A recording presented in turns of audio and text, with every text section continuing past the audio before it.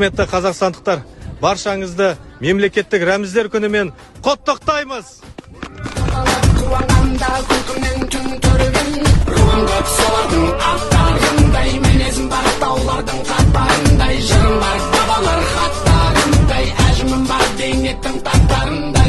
Қашан қазақ атандым мен азамдап, әлі күнге білмейсің ей адамзат. Адамзат есіміне береді бала жасын тұлпы тасты шұпыған кей азамат.